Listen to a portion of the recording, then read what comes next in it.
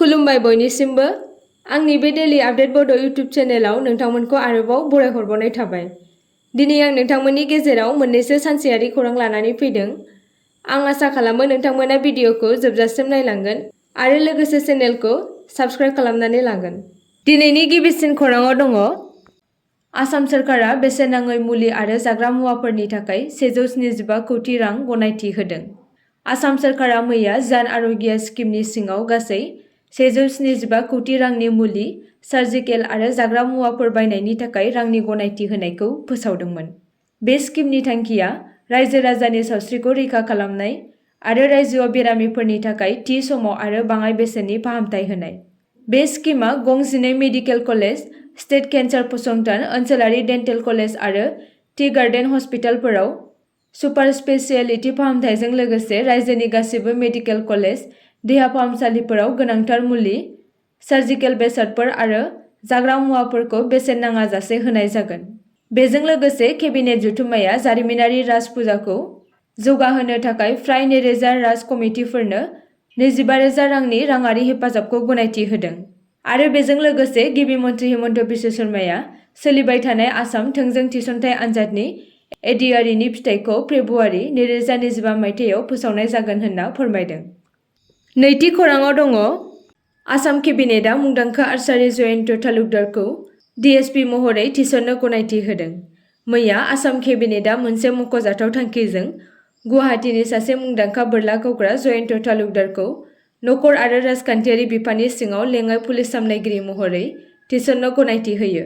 बेनि थांखिया रायजोनि गेलेमु जाफुंसारग्राफोरखौ गावसोरनि जाफुंसारनायनि गनायथि महरै सरखारि साख्रिजों बान्था होनाय। 2004 मायथाइनि जुनियर वर्ल्ड चेम्पियनशिपआव रुपानि मेडेल मोननो हानाय भारतारि हान्जानि बाहागोमोन। बेनि अनगायैबो बिथाङा 2006 मायथाइयाव FIDA मेटिक्सन वर्ल्ड कापआव सनानि मेडेल देरहादोंमोन, जाय बे जाफुंसारनायखौ मोननो हानाय गिबिसिन भारतारि बोरला गावग्रा जानो हादोंमोन। बे बोसोरावनो बिथाङा साउथ एशियान गेम्सआव सनानि मेडेल आरो 2006 मायथाइनि एशियान गेम्सआव हानजा बादायलायनायाव ब्रन्जनि मेडेल देरहादोंमोन। नबेम्बर 2015 मायथाइनि जयन्त तालुकदारआ दीपिका कुमारीजों लोगोसे टीम बादायलायनायाव एशियान आर्चारी चेम्पियनशिपआव ब्रन्जनि मेडेल देरहादोंमोन।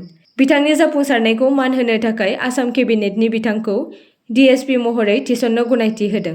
जयन्त तालुकदारखौ सिगाङाव आगस्त 2007 मायथाइयाव बोरला गावनायनि थाखाय अर्जुन बान्थाजों मान होनाय जादोंमोन, जाय गेलेमुआव बिथांनि साबसिन बिहोमाखौ गनायथि होयो। थामथि खौराङाव दङ रायजो सोरखारारि साख्रिआवलाफोरनि थाखाय 3% DA बांहोनो फोसावदों।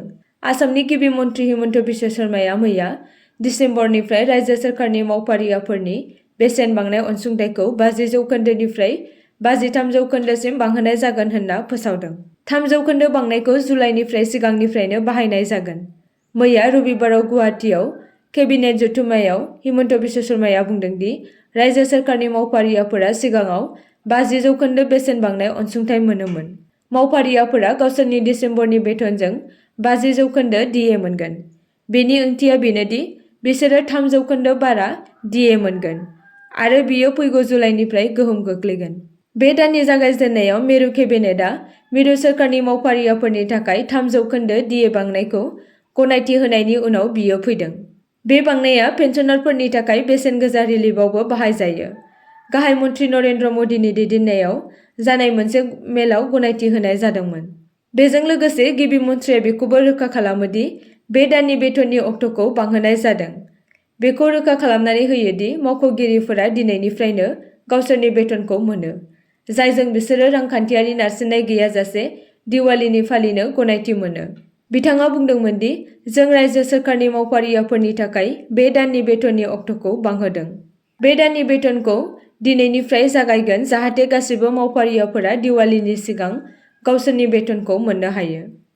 ब्रैथि खौराङाव दङ आनजाद मिरुनिफ्राय फैफिन्नायनि उनाव लामा जाब्रबथायाव सासे सुबुंनि जिउ खहा।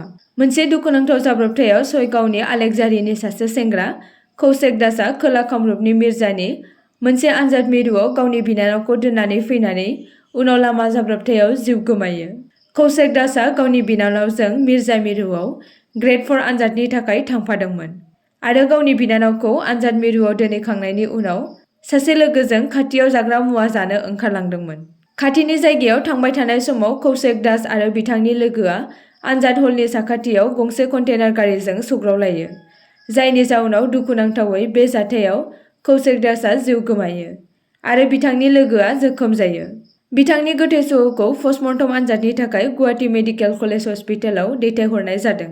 बेबायदिनो मोनसे जाथाया थिंखंनि मिलन गगैआ डिब्रुगड़आव ADRE ग्रेड 4 आनजादनि थाखाय थांबाय थानाय लामायाव मोनसे लामा जाब्रबथायाव जिउ गोमायो आरो बिथांखौ थाबैनो आसाम मेडिकेल कलेजाव लांनायनि उनावबो बिथांखौ थैबाय होननानै फोसावनाय जादोंमोन। 5थि खौराङाव दङ डेंगु बेरामनि थाखाय गुवाहाटी मिरु सावस्रि बिफानआ नोगोरारिफोरखौ सांग्रांथि फोसावदों। आथिखालाव गुवाहाटी नोगोराव बे समाव गोबां सुबुंफोरा डेंगु बेरामजों मोगा-मोगि जानांदों, जेराव गुवाहाटी नोगोराव डेंगु बेरामा गाग्लोबसारदों। गोब्राब लोमजानाय, खर' सानाय, मेगन सानाय, मोदोम सानाय आरो मेगन गोजा जानाय बायदि बेरामफोरा डेंगु बेरामनि मोनसे लैखोनफोरनि सांग्रांथि जानो हागौ, जायनि थाखाय गुवाहाटी नोगोराव थानाय सुबुंफोरा सांग्रां जाना थानांगोन होनना फोसावदों गुवाहाटी मिरु सावस्रि बिफानआ। मानोना बे समाव गुवाहाटी नोगोरारिफोरनि थाखाय मोनसे गिख्रंथाव थासारिया सोमजिदों। डेंगु बेरामनि लैखोनफोरजों जुदि नोंथाङा भुगिना दङ, अब्ला सावस्रि बिफानआ फोसावनाय जानबुं नाम्बारनि गेजेरजों नोंथाङा हेफाजाब लानो हागोन होनना फोसावदों। हाथिगाव सारियालि गुदि फरायसालिनिफ्राय 7002011313, सानजा गुवाहाटी 9508380397, कृष्णानगर सरलि नगरनिफ्राय 8471873416, फान्डु FRU 9864020819 फोसावनाय नम्बरनि गेजेरजों हेफाजाब लानो हागोन होनना फोसावदों। आसा खालामो नोंथांमोना भिडिअखौ नायनानै मोजां मोनगोन आरो चेनेलखौ लाइक आरो साबस्क्राइब खालामनानै लागोन।